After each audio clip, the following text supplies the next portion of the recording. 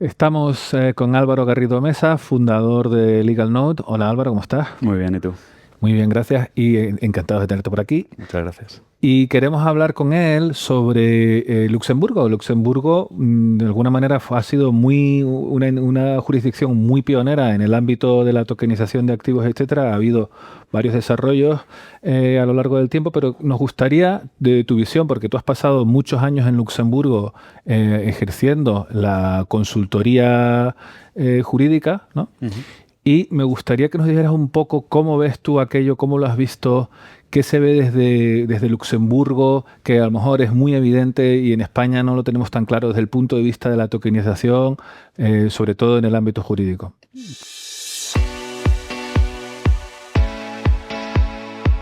Pues a ver, Luxemburgo es un país que ya lleva mucho tiempo intentando posicionarse en el ámbito de fintech en general, Ujú. y fue una de las primeras jurisdicciones que apostó por la tokenización de activos. Ya en 2017 yo recuerdo estar involucrado en uno de los primeros grupos de trabajo que había a nivel nacional. Claro, Luxemburgo es muy pequeño, Claro. pero éramos 5 personas y estuvimos, pues eso, redactando lo que creíamos que tenía que ser adaptado en el marco jurídico luxemburgués para poder permitir la tokenización, en aquel momento centrado sobre todo en instrumentos ¿Qué financieros. año más o menos era esto? 2017. 2017, Y sí. en 2019 Luxemburgo ya hizo el primer cambio al marco jurídico para introducir el concepto de DLT, el concepto de blockchain, y después de ese cambio en 2019 ha habido varios cambios en los que ya se ha permitido la emisión, la transferencia de instrumentos financieros en blockchain, tanto de instrumentos de deuda como instrumentos de equity. O sea que se intentó anticipar un poco a lo que introdujo el DLT Pilot Regime con el paquete normativo que también cambió MiFID y introdujo el concepto de instrumento financiero tokenizado en MiFID. Déjame que te Y pare un sí, momentito. Cuando hablamos de MiFID, hablamos de la regulación financiera a nivel europeo. así Cuando es. decimos DLT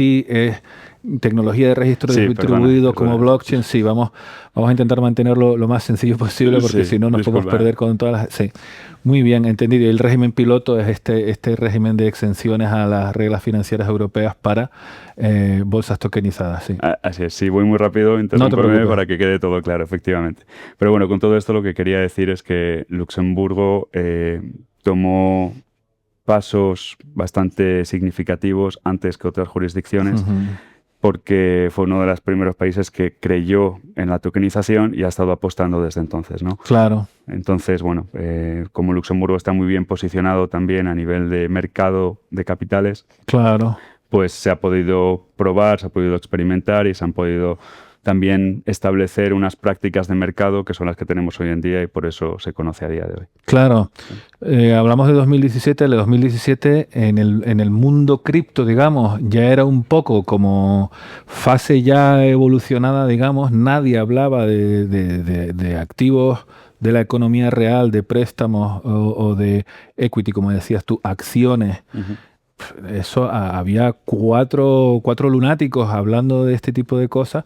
En Luxemburgo ya estaban tomándoselo muy en serio. Entonces, claro, a ti esto te sitúa entre los primeros abogados en todo el continente en especializarte en esto. Habrás visto de todo y me gustaría que nos contaras un poco cuál ha sido la evolución del tipo de empresa que acude a ti, porque bueno, ya te digo, nosotros lo vemos, hablas con empresas de las más grandes del mundo y ocurre, ¿no? Pasa de todo por, Mm. por el equipo comercial de una empresa. Y en tu caso, cuéntanos un poquito cómo ves la evolución. Bueno, a ver, varios cambios. Yo creo que el más importante es que recuerdo que en aquella época, desde 2017 a 2020 más o menos, había mucho interés por el mercado inmobiliario, también, bueno, por cómo estaba el sector en aquel momento, pero luego sobre todo había muchas empresas que querían buscar lo más exótico posible, ¿no? En plan, bueno, ¿cómo puedo hacer un instrumento que tenga esto y que tenga lo otro y que se pueda hacer de... Y eso hoy en día ya casi no existe. Yo lo que veo ahora es gente que tiene las ideas muy claras y dice, quiero emitir un bono tokenizado, o quiero tokenizar las acciones de mi empresa, o quiero ver cómo tokenizo el oro que tengo en mi bóveda. Pues son cosas tangibles, ¿no? Y eso se agradece porque, bueno, al final estamos hablando de productos que, cuando hablamos de instrumentos financieros, que ya vienen desde mucho tiempo. Entonces, Si les empezamos a añadir complejidad, sobre todo cuando es un mercado todavía que está creciendo, pues se complica la cosa. Entonces, mejor empezamos primero por lo que ya tenemos y luego una vez que ya tengamos establecido los instrumentos financieros clásicos, pues ya podemos mirar instrumentos híbridos, mirar derivados, mirar otro tipo de instrumentos. Muy bien, muchísimas gracias. Muy interesante esto que nos estás contando y me gustaría bajarlo un poquito más a un plano, digamos, comparativo, porque, bueno, tú conoces muy bien la regulación luxemburguesa a la cual nosotros en Token City hemos mirado, sobre todo inicialmente, cuando en España en realidad no había regulación. Ahora sí la tenemos y me gustaría que nos dieras un poquito la comparativa, ¿no? ¿Cómo ves tú que es a la hora de emitir un activo? ¿Cuál es el punto fuerte en la regulación luxemburguesa, regulación española? ¿Cuál es más ágil según tú? A ver, cada jurisdicción tiene sus peculiaridades, pero ambas, España y Luxemburgo, permiten ya la tokenización de activos y tokenización de instrumentos financieros. Ujú. Entonces yo creo que depende sobre todo del tipo de proyecto que se quiera tokenizar. Si es un proyecto local en el que se pretende ir a inversores locales en España, pues a lo mejor tiene más sentido considerar España. Si es un mercado más internacional, con inversores un poco de todas partes, sobre todo europeos, Luxemburgo es un país que es conocido por los inversores. Y luego también depende del proyecto, si es un proyecto único, en el que, por ejemplo, se quiere tokenizar un inmueble o se quiere tokenizar oro, una cantidad específica de oro. Igual el marco está más adaptado en España para ese tipo de proyectos y en Luxemburgo está más adaptado a proyectos recurrentes cuando se quieren tokenizar varios activos o cuando se quiere tokenizar un portfolio o una cartera de activos, ¿no? Porque Luxemburgo está muy bien posicionado en temas de fondos de inversión, es el segundo país del mundo con mayor cantidad de fondos de inversión. Entonces, se ha adaptado también un poco el marco jurídico para permitir que sea fácil y flexible la tokenización de instrumentos como pueden ser unidades de un fondo. Entendido. Oye, y aquí, digamos, la evolución ha sido un poco diferente. Luxemburgo ya lleva varias rondas, digamos, de legislación del sector, ¿no? Ujú. Aquí tenemos, digamos, hemos tenido un bloque importante dentro de una ley más general financiera en España dedicado a la tokenización y todo lo relativo a la tokenización. ¿Con qué, digamos, modelo te quedarías tú entre ambos tipos de regulación? A ver, a mí me gusta cómo se ha hecho en España porque se ha hecho de una vez y sí, hay cosas que todavía no se han regulado, pero bueno, por lo menos es un paquete normativo importante que permite hacer muchos tipos de proyectos, ¿no? En Luxemburgo sí es cierto que ahora mismo hay más flexibilidad y se han ido haciendo cositas poco a poco, pero cada vez que se hace una cosita, pues ya piensas en la siguiente, ¿no? Y Claro. entonces, pues bueno, nunca vamos a llegar a estar más delante de la tecnología a nivel de regulatorio, pero yo creo que lo que ha hecho España está muy bien porque ha implantado directamente una forma de hacer las cosas y ya se está utilizando, ¿no? Entonces es un sistema que funciona. Qué bueno, qué bueno. Vale, y pasando de nuevo a Luxemburgo, me gustaría que nos contaras un poquito cómo ves tú de fácil o difícil, de complejo o lo contrario, el proceso para configurar un vehículo de inversión desde allí, desde Luxemburgo. A ver, en Luxemburgo hay, voy a decir, en líneas generales, hay dos tipos de vehículos interesantes para la tokenización. Ujú.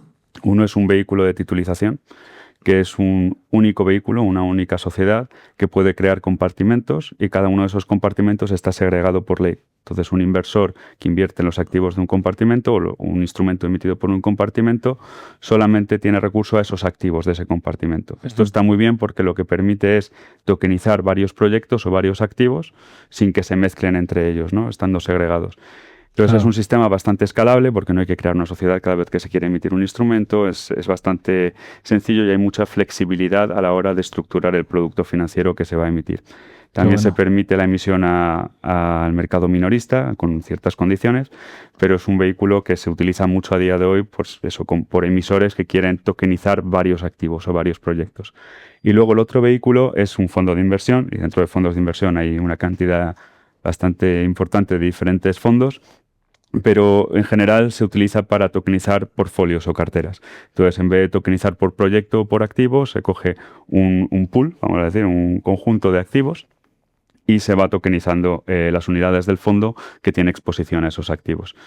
Estos son los vehículos más utilizados, pero también son de los más complejos. Obviamente, pues Claro. o sea, incorporar este tipo de vehículos, hacer la emisión y mantenerlos en Luxemburgo tiene un coste. Es un coste que también está justificado, de cierto modo, por el aspecto fiscal de Luxemburgo. Luxemburgo tiene varios incentivos fiscales, pero también lo que quiere es que haya economía en Luxemburgo. Entonces, los proveedores de servicios pues, pueden ser un poco más caros que lo que te encuentras en España, pero porque ese es el coste que tiene estructurar en Luxemburgo. Claro.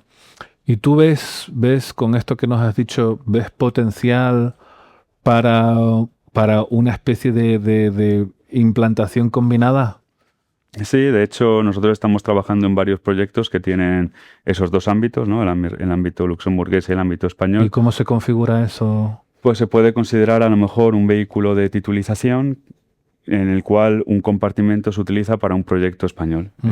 Por ejemplo, se puede utilizar un fondo en Luxemburgo que a lo mejor hace de feeder o que se utiliza como vehículo ¿Feeder? Explica cuando dice feeder. Sí, feeder me imagino, o sea, sí, me refiero a que cuando tienes un vehículo, un fondo ya creado, puedes crear otro fondo que sirva como canal de inversión en el vehículo principal. Vale. Y bueno, estas son estructuras que se van explorando y que se van haciendo, y luego a nivel de distribución pues ya hay bastantes acuerdos y los proveedores están bastante acostumbrados ya a todo lo que es tokenización. Entonces a la hora de implementar un proyecto no te encuentras con caras de, bueno, ¿cómo hacemos esto? Claro. Sí.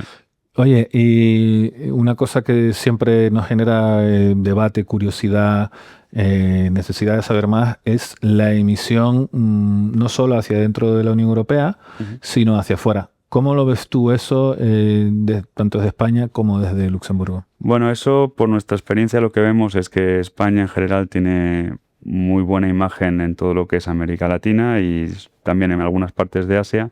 Luxemburgo sí que tiene más reconocimiento a nivel de plazas financieras, ¿no? Claro. De todo lo que es Londres, Nueva York, Singapur, porque son plazas que están acostumbradas a invertir en vehículos luxemburgueses y que ya conocen los vehículos. Entonces, a la hora de añadir el aspecto de tecnología, tampoco es tan difícil explicárselo a un inversor que conoce el vehículo. Claro, claro.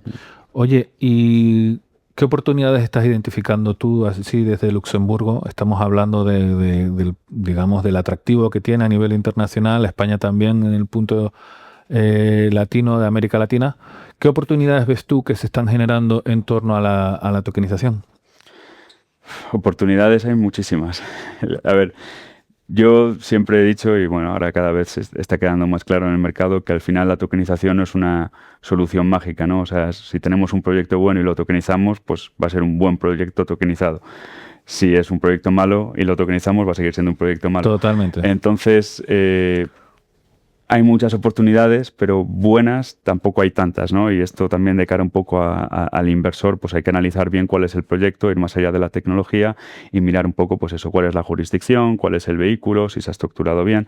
Y eso es algo que yo creo que estamos todavía en una etapa relativamente temprana, porque hay mucha confusión, hay muchas formas de estructurar las cosas, algunas están bien hechas, otras no. Aunque el proyecto sea bueno, hay veces que se está estructurando mal. Entonces eso ¿Puedes añade explicar un poquito más eso? Porque claro, hablamos de estructura, al final el mundo de la regulación con el que estamos nosotros hablando constantemente es precisamente porque no solamente es que es obligatorio cumplir con la regulación, sino es que además la configuración correcta es vital. ¿Puedes explicar un poquito a qué te te puedo refieres? dar algunos ejemplos. O sea, por ejemplo, bueno, hay varias grandes empresas, reconocidas empresas que últimamente se han metido en el mundo de la tokenización y que dicen, mira, te doy una acción de Apple tokenizada. Ya. Pero en realidad no es una acción de Apple tokenizada, es un token y ellos tienen la acción y dicen, bueno, este token representa la acción tokenizada, pero no es una acción tokenizada. Claro. Otro ejemplo, los vaults. Que bueno, son smart contracts donde tú puedes depositar unos activos y Los luego... vaults te refieres a unas bóvedas de seguridad. No, vamos a hablar de smart contract. Es Smart contract, muy bien. un smart contract donde se pueden depositar algunos, vamos a decir, unos tokens, algunos activos, y luego se pueden emitir tokens que representan una participación proporcional en el portfolio de esos activos, ¿no? Y esto se está haciendo mucho, pero esas participaciones también tienen una calificación jurídica y esos tokens no se están vendiendo como tal. Podría ser una participación en un vehículo colectivo de inversión o de un fondo, etcétera. Entonces, bueno, se ven muchas cosas y no siempre... Claro. No siempre están bien Sí, hechas. para aclarar un poquito lo que has dicho antes, tú te crees que tienes una acción de Apple y no tienes ningún derecho, pues, a lo mejor Apple da dividendos y a ti no te va a tocar porque lo que tienes no es realmente una acción de Apple, ¿no? Efectivamente. Bueno, pues muchísimas gracias por haber estado con nosotros, Álvaro Garrido, ha sido un placer. Un placer igualmente. Muchas gracias por recibirme. Muchas gracias a ti, esperamos que vuelvas en la próxima ocasión, que tengamos algo que comentar o celebrar y continuamos la conversación.